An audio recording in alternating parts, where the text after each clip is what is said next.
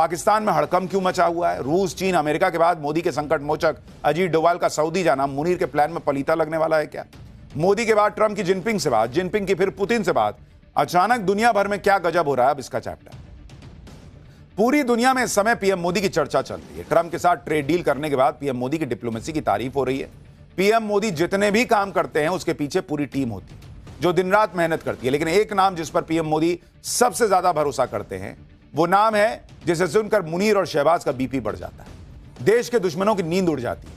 PM Modi के हर बड़े काम में वो शख्स शामिल होता है और वो नाम है अजीत डोभाल का।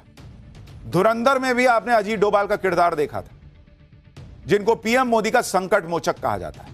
अजीत डोभाल की चर्चा इस समय दुनिया के कई देशों में हो रही है। अहम डील से लेकर डिफेंस टॉक्स तक हर जगह अजीत डोभाल नजर आ रहे हैं। पीएम मोदी को जब भी कोई बड़ा काम करना होता है तो अजीत डोभाल को आगे करते हैं और अजीत डोभाल का ट्रैक रिकॉर्ड भी अभी तक 100% सक्सेस का है। इस समय दुनिया में जैसी हलचल मची है उसके बीच अजीत डोभाल पीएम मोदी के लिए गो टू मैन बन चुके हैं। आप देखिए कि बदलते वर्ल्ड ऑर्डर के बीच अजीत डोभाल किस तरह से एक्शन में जुटे हुए हैं। इधर पाकिस्तान सऊदी अरब से दोस्ती बढ़ा रहा था तो पीएम मोदी ने डोभाल को सऊदी अरब भेज दिया है। उससे पहले अजीत डोभाल रूस के दौरे पर गए थे। उससे पहले चीन और यूएई के दौरे पर जा चुके हैं। भारत के खिलाफ जहां गुटबाजी होती है ऐसा लगता है अजीत डोभाल को तोड़ने के लिए वहां भेज दिया जाता है। अजीत डोभाल यानी भरोसा कि काम हो जाएगा। अजीत डोभाल ने सऊदी अरब के दौरे पर कुछ ऐसा किया जिससे पाकिस्तान का टेंशन बढ़ा हुआ है। रूस, चीन, अमेरिका के बाद मोदी के संकट मोचक अजीत डोभाल का सऊदी जाना किस बात की तरफ इशारा कर रहा है? क्या मुनीर के प्लान में पलीता लगने की तैयारी है? मोदी के बाद ट्रंप ने जिनपिंग से बात क्यों की? जिनपिंग ने पुतिन से बात क्यों की? दुनिया में क्या गजब चल रहा है? इस पूरी हलचल के बारे में आपको बताऊं उससे पहले उस हलचल का एक ट्रेलर देखिए।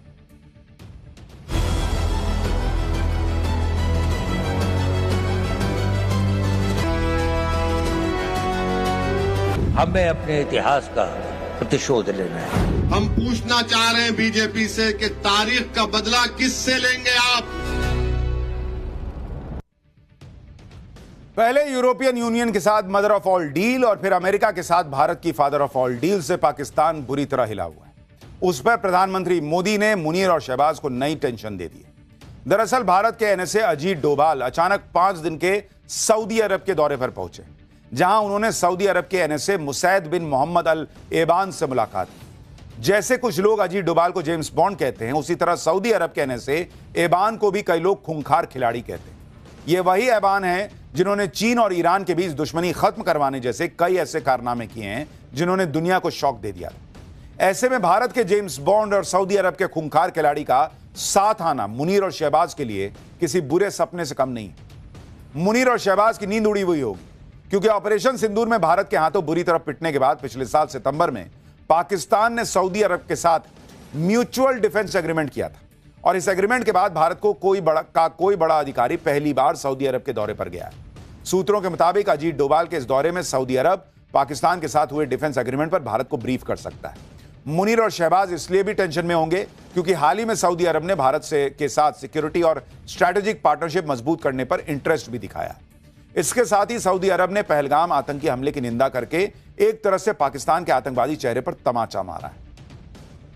पाकिस्तान की पब्लिक भी अजीत डोभाल के सऊदी अरब के दौरे को पाकिस्तान का बड़ा डिप्लोमेटिक लॉस बता रही और कह रही है कि अब भारत सऊदी अरब में भी पाकिस्तान को निपटा देगा, क्योंकि यूएई तो पहले ही हमारे साथ है। अजीत डोभाल के सऊदी अरब दौरे से पाकिस्तान इसलिए भी डरा और सहमा होगा क्योंकि यह दौरा ऐसे वक्त में हो रहा है जब अचानक दुनिया भर में गजब ही चीजें हो रही। पीएम मोदी के बाद ट्रंप ने चीन के राष्ट्रपति जिनपिंग से बात कर ली। उधर जिनपिंग ने रूस के राष्ट्रपति पुतिन को वीडियो कॉल किया और इन सारी मुलाकातों और चर्चाओं में पाकिस्तान पूरी तरह सीन से गायब है। जो मुनीर कभी अमेरिका तो कभी चीन तक दौड़ लगा रहा था, थक नहीं रहा था, उससे अब ट्रंप और जिनपिंग दोनों कन्नी काटते दिख रहे हैं। मुनीर और शहबाज की टेंशन सिर्फ अजीत डोभाल का सऊदी अरब दौरा नहीं है। मुनीर और शहबाज को ट्रंप ऐसे झटके पे झटके दे रहे हैं जिससे दोनों भयंकर सदमे में होंगे। ट्रंप दूसरी बार अमेरिका के राष्ट्रपति जब से बने हैं तब से मुनीर हो या शहबाज, दोनों ट्रंप को मक्खन लगाने के चक्कर में सारी हदें पार कर चुके हैं। मुनीर की चापलूसी देखकर पूरे पाकिस्तान तक में चर्चा है कि मुनीर ने ट्रंप की बूट पॉलिश तक में कोई कसर नहीं छोड़ी। लेकिन ट्रंप ने ट्रेड डील पीएम मोदी के साथ कर ली। अब यह देखिए कि जिन मिनरल्स का लालच देकर मुनीर ट्रंप को साधने के चक्कर में था, व्हाइट हाउस से आई मुनीर और शहबाज की एक तस्वीर भी वायरल हुई थी जिसमें मुनीर ट्रंप को पाकिस्तानी मिनरल से भरा एक ब्रीफकेस दिखा रहा था। मुनीर की वो चापलूसी भी काम नहीं आई। पीएम मोदी थे दूसरी तरफ, जो ट्रंप के टैरिफ और मनमानियों के खिलाफ तनकर खड़े थे। ट्रंप की शर्तों पर कोई समझौता करने से इनकार कर दिया। आखिर में ट्रंप खुद ही भारत के पास आए और दोनों देशों के बीच ट्रेड डील फाइनल हुई। भारत के साथ ट्रेड डील होने के तुरंत बाद अमेरिका ने भारत को वॉशिंगटन में हुई क्रिटिकल मिनरल्स पर आयोजित पहली बैठक में शामिल होने के लिए बुलावा भेजा। भारत के विदेश मंत्री एस जयशंकर इस बैठक में शामिल हुए, जबकि ट्रंप को पाकिस्तानी मिनरल्स का लालच देने वाले मुनीर और शहबाज को अमेरिका ने क्रिटिकल मिनरल्स पर बैठक में बुलाना तक जरूरी नहीं समझा। ऐसे में मुनीर और शहबाज की हालत न घर के न घाट के वाले उस जानवर जैसी हो गई। एक तरफ ट्रंप ने गेट आउट कर दिया, दूसरी तरफ सऊदी अरब भाव नहीं दे रहा। ऊपर से पाकिस्तान की पब्लिक भी देश की बेइज्जती कराने के लिए भर भर कर कोस रही है। यानी पाकिस्तान के लोग ही कह रहे हैं कि भाई क्या मिला तुमको, इतने तलवे चाटे ट्रंप के, इज्जत भी नहीं मिली। तो खैर वो तो थी ही नहीं, पैसा भी पता नहीं मिलेगा कि नहीं मिलेगा, और भारत ने सब कमा लिया। तो ये हालत हो रखी है पाकिस्तान की। पीएम मोदी ने कहा कि इनका अहंकार 7वें आसमान पर है और किसी को भी कुछ भी कह दे रहे हैं ये लोग इसी अहंकार की वजह से। इसी सदन के एक माननीय सांसद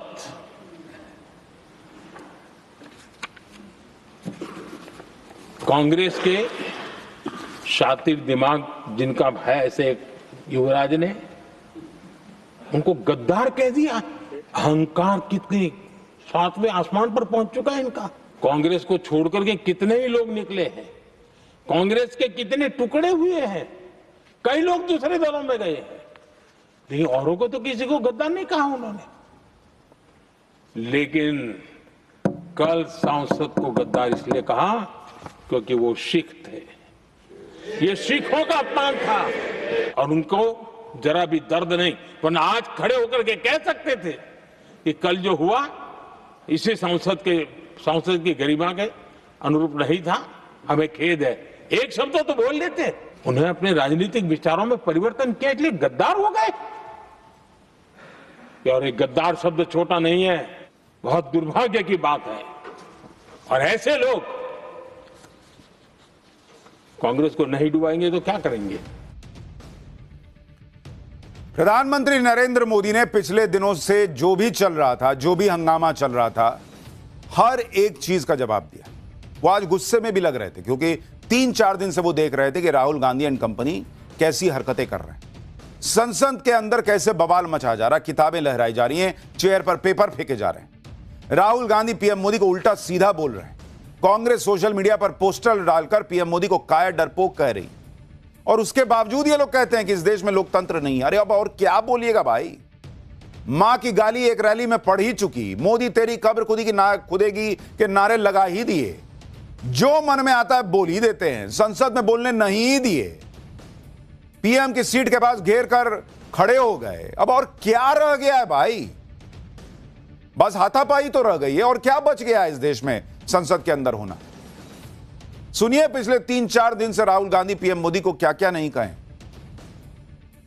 I don't think PM will have the guts to come to the Lok Sabha today. Because if he comes, I'm going to give him this book. So if PM comes, I will go physically and hand him this book. डर एक line का है, सिर्फ एक line का डर है, एक लाइन है उसमें जो जिससे प्रधानमंत्री राजनाथ सिंह जी पूरी सरकार डरी हुई है। वो लाइन में अंदर बोलूंगा, कोई नहीं रोकेगा मुझे। अरे आपको कौन रोक लेगा बॉस, कोई नहीं रोक सकता आपको। 2 दिन से राहुल गांधी पीएम मोदी के खिलाफ माहौल बना रहे थे, किताब लहराकर सियासी टशन दिखा रहे थे, लेकिन आज पीएम मोदी ने भी गांधी परिवार के इतिहास की किताब संसद में खोलकर तगड़ा जवाब दिया। पीएम मोदी ने संसद में इंदिरा गांधी का एक भाषण पढ़ दिया, जिसमें वो बता रही थी कि कैसे उनके पिता नेहरू जी देश के लोगों को ही देश की समस्या मानते थे, और यही सोच इंदिरा गांधी में भी थी। तो किताब के जवाब में पीएम मोदी ने नेहरू इंदिरा का जिक्र कर पूरे कांग्रेस की कैसे क्लास लगा दी, क्या इतिहास बता दिया। सुनिए आपका सिर शर्म से झुक जाएगा कि इस देश के प्रधानमंत्री रहने वाले नेहरू जी और इंदिरा जी इस देश की पब्लिक को प्रॉब्लम मानते थे। और मैं जो इंदिरा जी ने कहा था उसको कोट कर रहा हूं। जब किसी ने मेरे पिताजी से पूछा, यानी नेहरू जी से पूछा कि उनके सामने कितनी समस्याएं हैं। For more of such videos, do like, share and subscribe to ET Now Swadesh.